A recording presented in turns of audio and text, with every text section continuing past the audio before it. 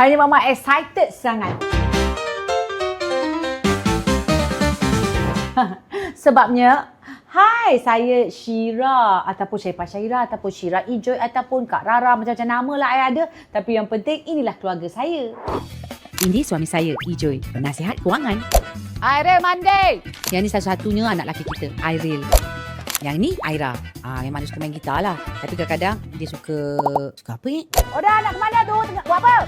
Ini Oda, superstar rumah ni. Udah tengah jirus pokok. Adina datang Ustazah ngaji. Ni Adina, panggil Dede. Paling bongsu. Tu je lah kerjanya.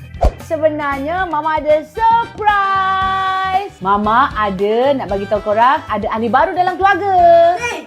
Anak angkat ke? Sebab diorang kan perangai yang kuban-kuban, I ambil lagi satu anak angkat. Nak tengok anak angkat I. Jom! Tada! Kereta baru! Oh my god, betul ke ni? Alhamdulillah udah dapat kereta ni. Jangan berangai. Ini untuk semua orang. Kawan kau pun dah sekilo ramai. Jom!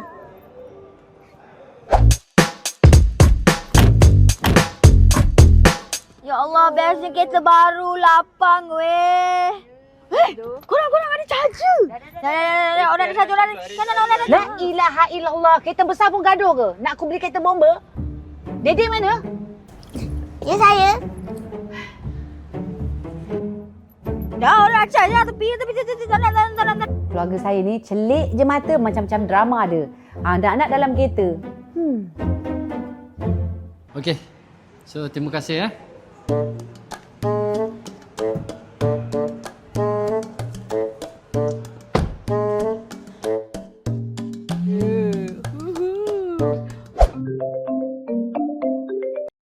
Hello?